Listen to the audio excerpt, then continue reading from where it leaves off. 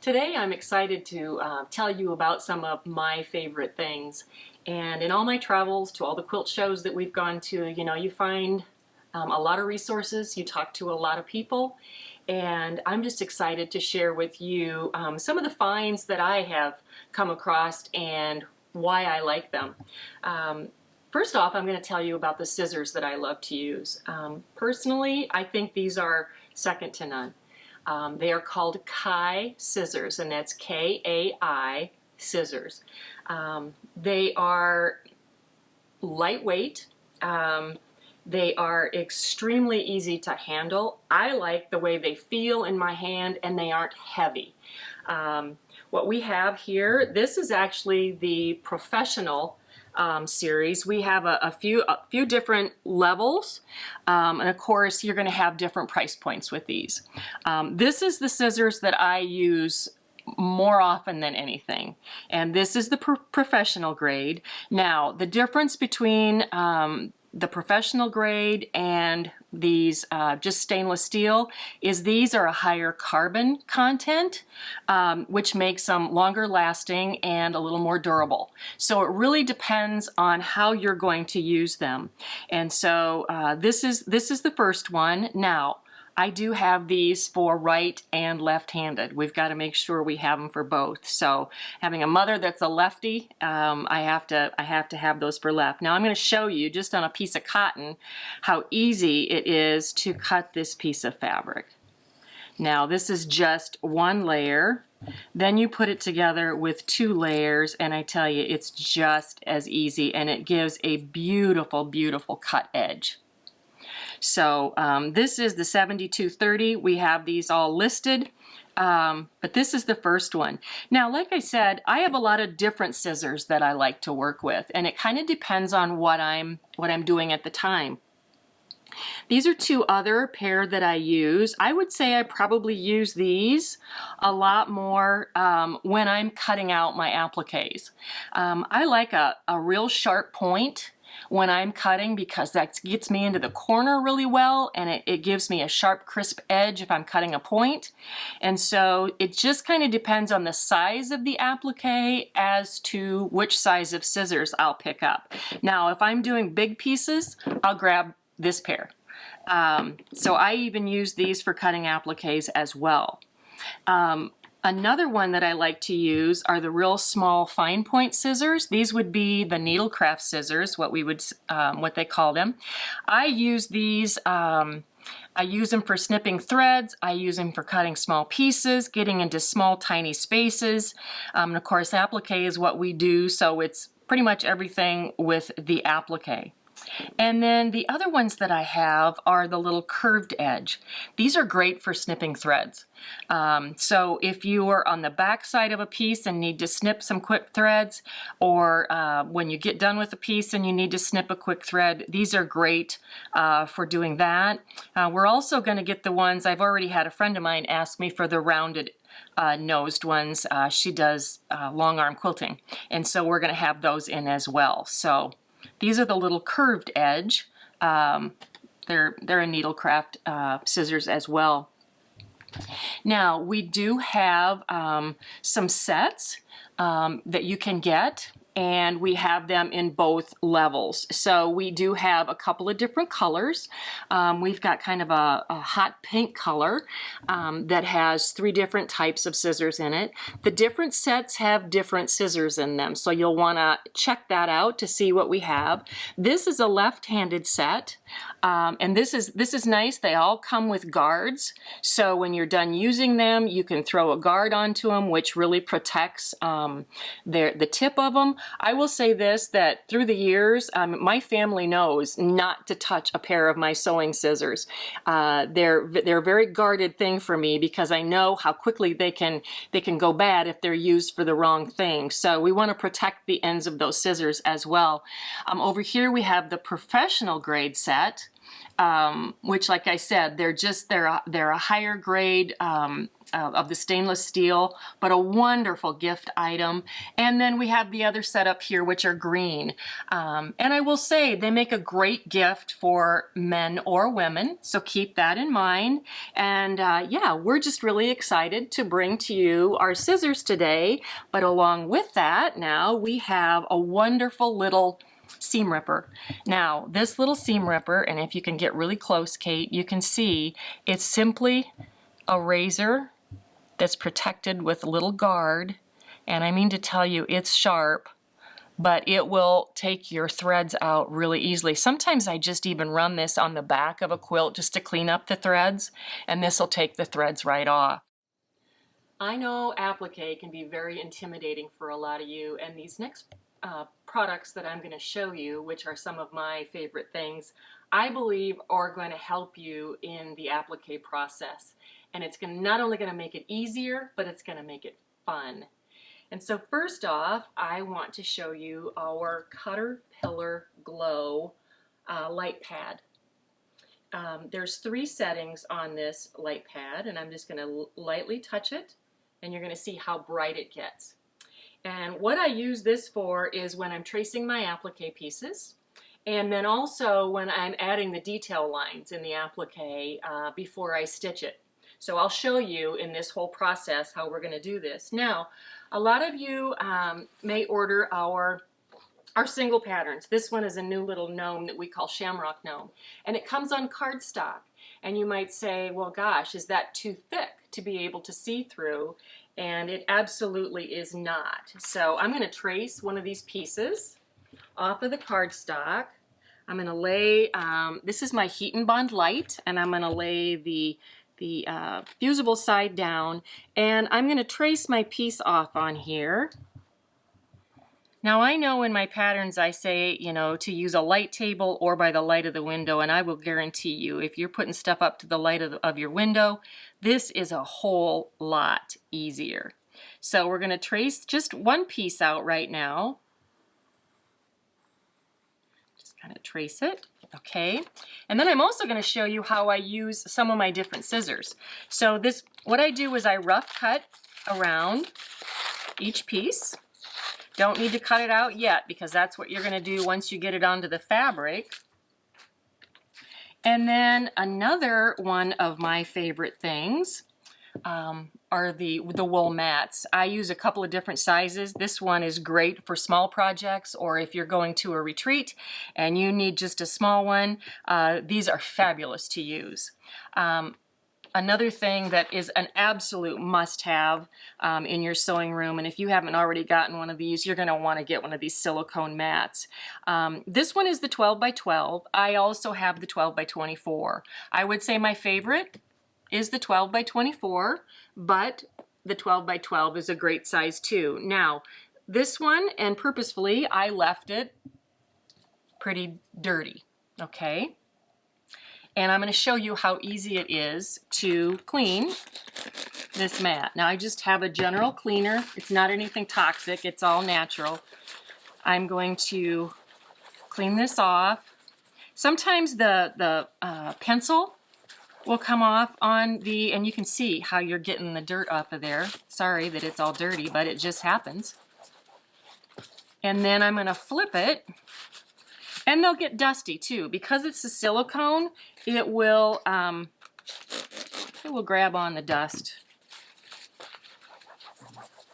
Or you can take these to your sink and wash them off too. So they're very, very easy to use. Okay, so once I get this all cleaned, like I say, might have a mark or two left on it. There we go. Now, what I'm going to show you first of all is I'm going to iron this drawn out piece onto the fabric that it belongs to. Here's another one of my favorite things. We have a wonderful little travel iron, and these are put out by Reliable, and they're a great little iron to have. It's also a steam iron.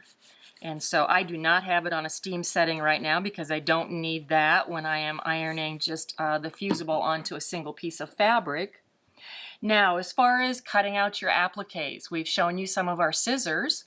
This piece I would kind of look at and go, okay, I need about a medium-sized scissors. It really depends on the size that I'm cutting out as to what size scissors I use. And so first what I do is I rough cut around this piece, and you see how nicely these scissors cut. And I just simply cut on the traced line.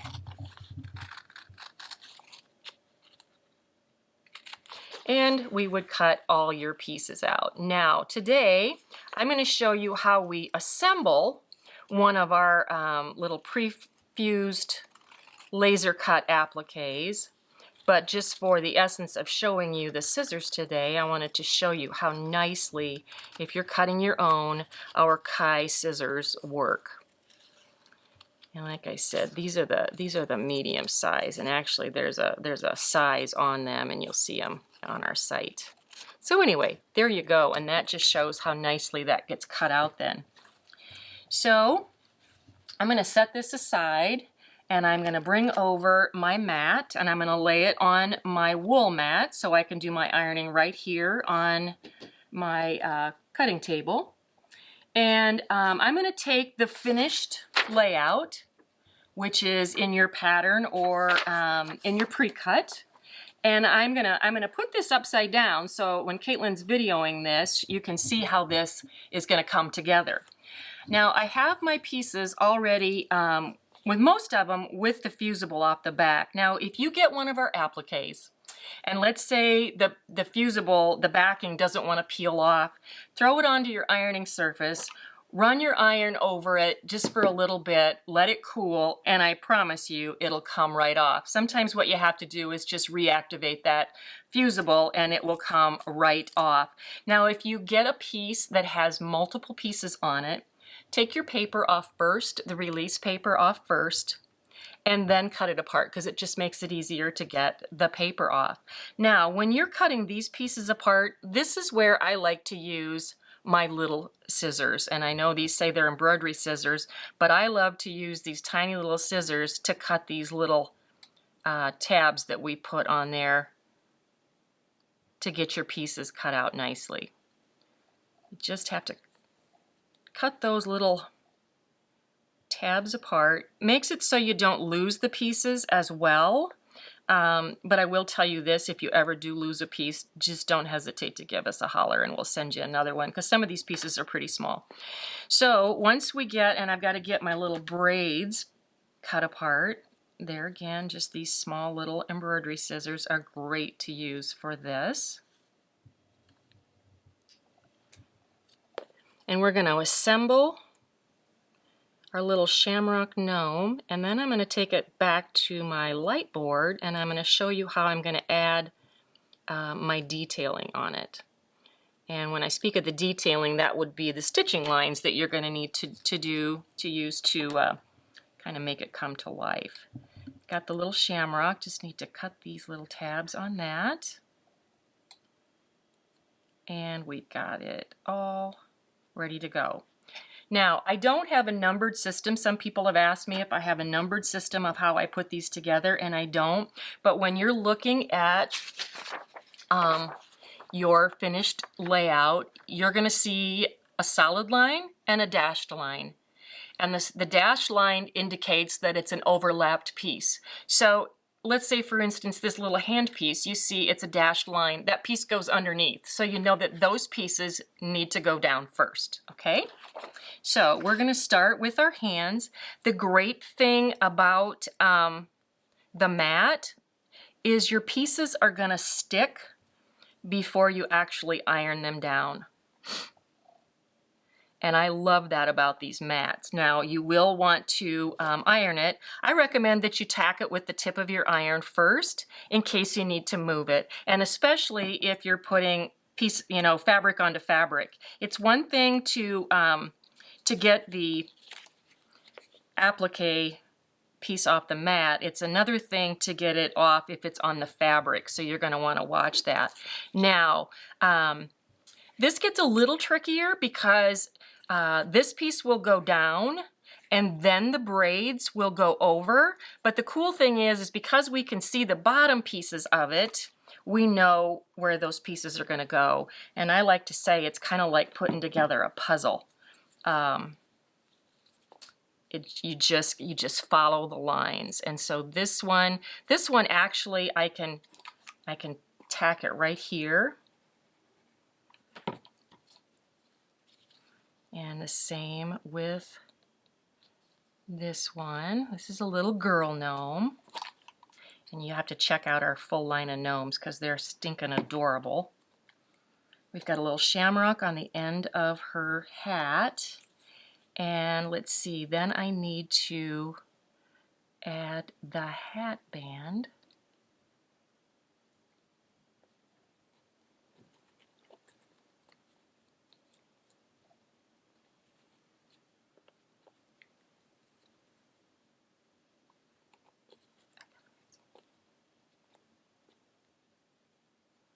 Okay.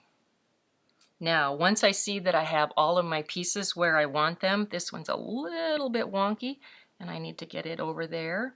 Then I'm going to take my iron, and I am going to run it over the entire applique. Now, we use a Heat and Bond Light, and on their instructions they say to use a medium temperature iron for 4 to 6 seconds to get the fusible to activate, to fuse to each other. And so you don't want to use a really, really hot iron because that will kind of disintegrate. We use the light product so it can be stitched, and so you want to keep that in mind. Now, once we get all of our pieces put together, you're going to want to let that cool. And the reason you want it to cool is because you want that fusible to kind of set back up. So we're going to let that cool. And once it's cool, we're going to peel it off. And I think it needs to cool just a little bit more. And folks, keep in mind, these mats are meant to be ironed on. They will not melt. And so I do have people that are like, yeah, but it's plastic. But no, that's what they're meant to do on. They're meant to be ironed on. And so we are going to peel this off.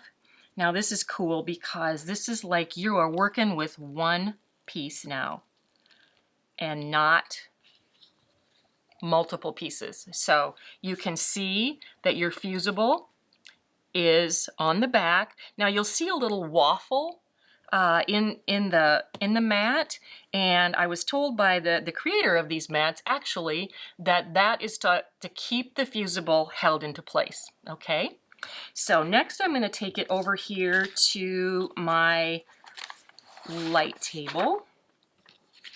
I've got it on the highest setting right now, and I will tell you that with these light tables, we've got two different kinds. This particular one is rechargeable, so it's a little bit more expensive, but it'll hold a charge for 5 hours. So if you're somewhere and don't have a plug-in, this one is a great one to have. Whereas we have another one that's a little bit less expensive that you will have to keep it plugged in. They also come with a cutting mat, a self-healing cutting mat. I haven't used it a lot, but I will say I use this light table all the time. Now I'm going to put this down on the light table. It's a little bit hard to see through. Let's see here. And I've got a water-soluble quilter's pen.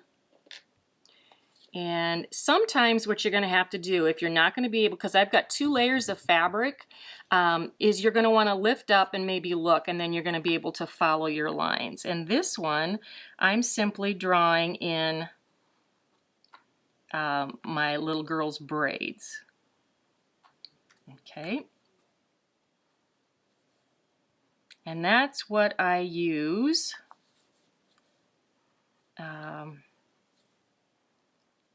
The light table for. That's really the only detail lines that I need to use.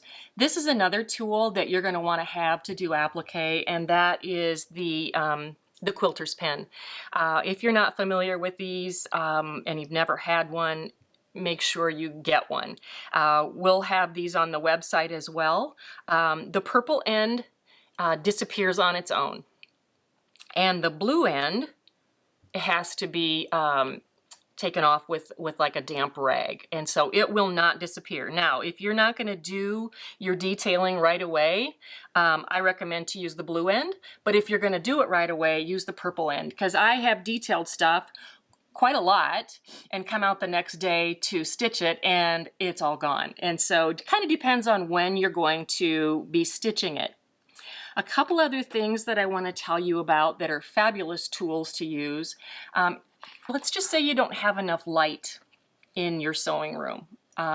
This is a great little add-on light to your sewing machine. It's got a little Velcro tab that you can just simply take the self-stick off and put it onto either the side or the front.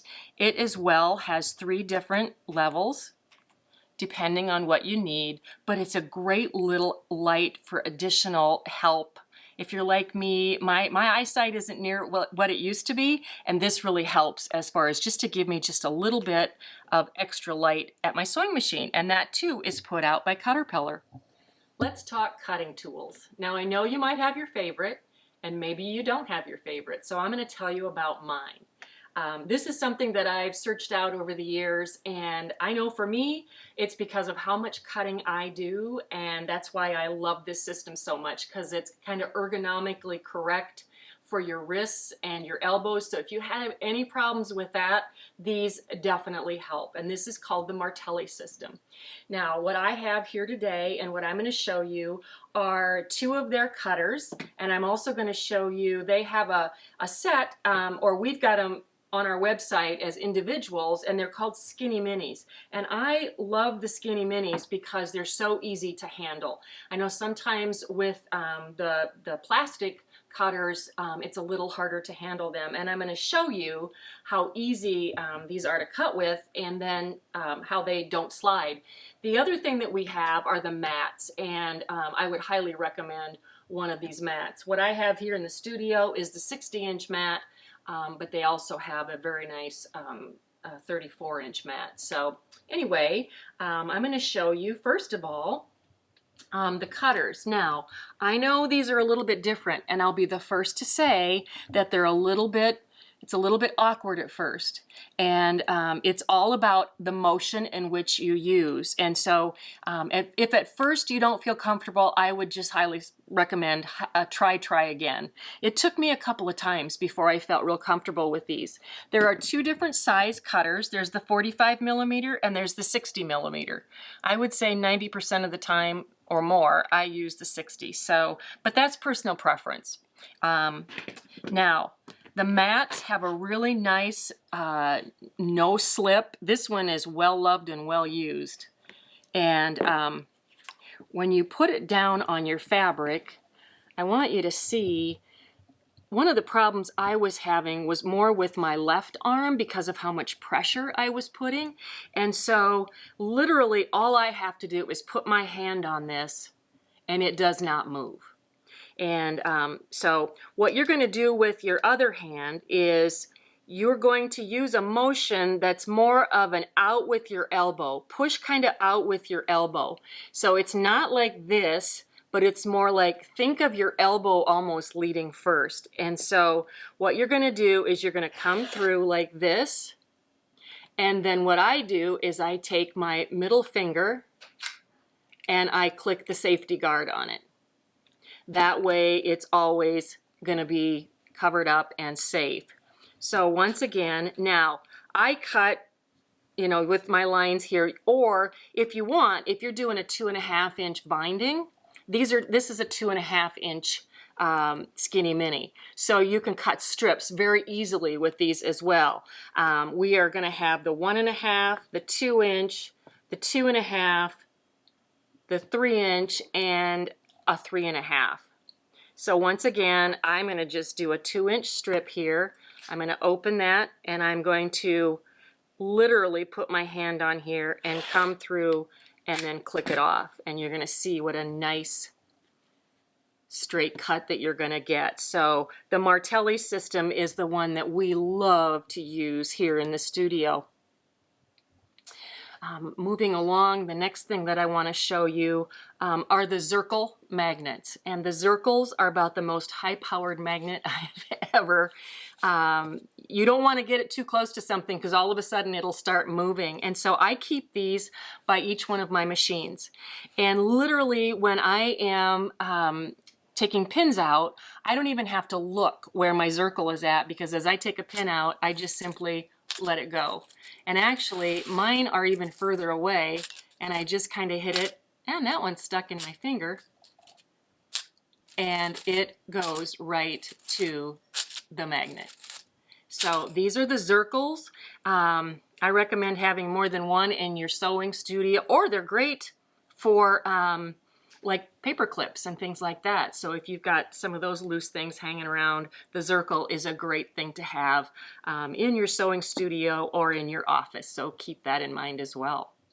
And rounding out my favorite things, I want to talk pressing. And I would say probably one of my most favorite pieces that I have here in the studio is my pressing center. And you need to do yourself a favor and look up a company called Eddycrest. And go to Eddycrest, EDDYCREST.com. These are three of the most amazing young men that make the most beautiful sewing furniture. Their mom has a quilt shop up in Canada, and they make absolutely beautiful sewing furniture. And so check it out. They have fantastic sewing cabinets. They've got shelving units. They've got the pressing centers, which is what we're showing right now. It's got beautiful shelving on the bottom for storage, which is great. It's extremely sturdy. It's on wheels, so it's easy to move. I love that feature about it. And then on the back side, it's got pegs, or pegboard like, and so you can use pegs to hang things on it, which makes it great for both sides. We have one not only upstairs here in the studio, but we've got one downstairs in the laser room, which makes it, we just love them. That's how much we love this product. And so again, it's Eddycrest.com. They are Canadian, but they ship, and so we just encourage you to reach out to them.